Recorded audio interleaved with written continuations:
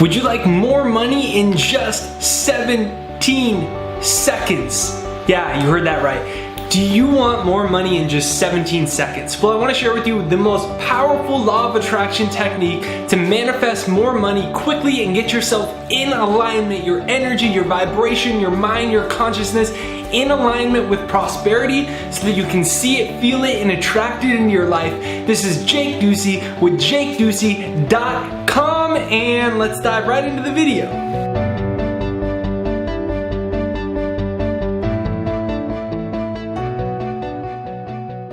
Number one, what is the 17-second rule? 17-second rule is a term from Abraham Hicks that's talking about the law of attraction and how to get ourselves in alignment with what it is that we want. And so, really simply, money is energy.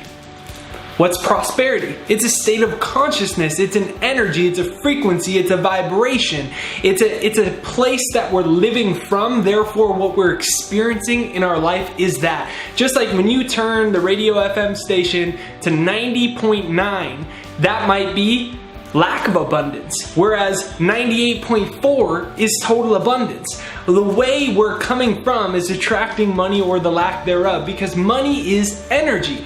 Everything in the universe is energy. In fact, all money is an idea that we use to represent value as a medium of exchange. That's all money is. Like, if I said money was 8 by 11 pieces of paper, or if I said to you, rather, hey, do you think you can get 1,000,000 8 by 11 pieces of paper? Do you think you can get an extra 10,000 pieces of paper a month? You'd be like, well, yeah. You know, I could just go get more paper. I could ask people for paper. You could get 10,000s of these. But that's all money is. It's a piece of paper. And really all it is energy. When you look under a powerful enough microscope, what you find is that everything in this physical universe is pure energy. Now, the way that energy takes shape and form depends on our consciousness. What's your consciousness? It's your totality of your beliefs, your thoughts, your feelings, your actions, your perceptions of reality that lead to the actions you do or do not take, the plans you do or do not have to create prosperity. And so when you understand that, then you realize everything is really two things. It's the presence of it or the absence of it in our life. I could be thinking about prosperity, right? I could get my mind on prosperity. Yeah, well, I've got this camera, it's $1,000, I got these lights, a couple $100, right? You can get your mind on prosperity and noticing it in everyday things, or about the possibilities you have to increase your income. Or you could be like, and then I have this thing, and this will land me an extra $500, and this will land me an extra $10, and this will land me an extra $5. Oh yeah, that's a total of $555 extra dollars income this month. That would be somebody who has their mind on prosperity. The other person might be, yeah, I mean, I've tried to make extra income, but I work so much. I mean, I'm already working 9 to 5. I just don't have any time. And it's like, I know I hear all this stuff. Yeah, you can just manifest, but I've tried it. I made a vision board. You know, I've done the things, and I'm having a tough time. It's just hard for me. It feels like the government has it. Oh man, they're taxing all the money I have. That's somebody who deeply wants prosperity, but they're focused on the absence of it in their life. Notice the two. Everything is the presence or absence of it in your life. So that being so, it only takes, according to Abraham, 17 seconds to get in alignment with what you want, to get your mind focused on what you want rather than the absence of it. Now think about this, the people who are focused on the presence of what they desire, or in this instance money, they have it. You wouldn't have a Ferrari in your car unless you were present and aware that there are Ferraris and you deserve one, you can earn one if you wanted one. I'm not a car person, I just got a Prius, I love it, it's awesome. I'm aware of that reality and I can create that in my life, right? You wouldn't have a motorcycle in your driveway that you drove around your Harley unless you care deeply about Harleys. It wouldn't be high enough on your value system, high enough on your level of awareness for you to have a Harley. You're either focused on the presence or the absence. You will not have a lot more money coming into your life if you're focused on the absence of money, because everything is really two things. Your energy, your energy is created by your thoughts, your beliefs, your feelings, your perception about money, whether that it's available and you can manifest it and create it and you're deserving of it, or on the absence of it. So that's part number one. Part number two is, do you really believe that you can have it? You see, a lot of people have goals for prosperity, but they're actually silently resigned to the idea of them being able to have it because they truly don't believe they can have it. Now, this might be you, and that's great, that's awesome, because I'm going to show you how to fix that. But here's what you got to understand. It's really hard to attract anything into your life. Even if you say that you want it and you have a goal, I want to make $100,000 in a year, I want to make $10,000 in a year. It's really hard to achieve that goal if you haven't yet, if deep down you actually don't believe that you can do it. It's really hard to do it because you can't summon the forces and the energy and the discipline to take the necessary actions to create it if you don't even believe that it's possible. So the question is, do you feel worthy? And if you don't, it's okay. It's not you speaking. You're a human being. You're a child of God. You're a part of the universe. You deserve the abundance of life, to put your children in the great school, to live where you want to live, to drive what you want to drive, to donate to the charities and impacts you want to have in the world that you truly desire, and not be limited by resources. You deserve that. It's just subconscious programming.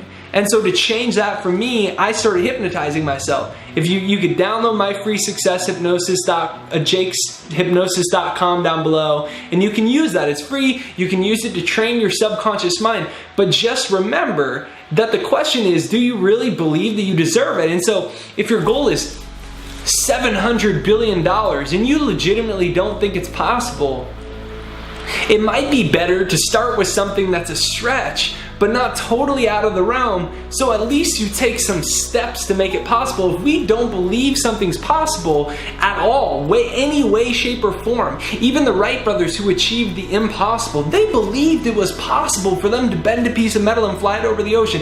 Thomas Edison, it took him 10,000 tries to make the light, flip a switch and lights to come on. He believed it. The reality didn't match that. Nobody else believed it. He believed it. It took him a long time to do it, but his belief is what gave him the persistence. So setting a goal that is actually believable is what's going to put the creative forces in motion for you to create what you want to create. So you can write that down on a 3x5 card piece of paper. What is my goal? Make sure you do that. You're not just watching this video, that you actually write it down and you start carrying with you and you start listening to my success hypnosis, jakeshypnosis.com, because that's what's going to put you immediately in alignment with prosperity. You went from, I don't think I can do it, to I know I can freaking do this thing, and that's what's going to set the creative forces of the universe in motion. Number 3, truly ask yourself if the path that you're on can create more abundance for you financially.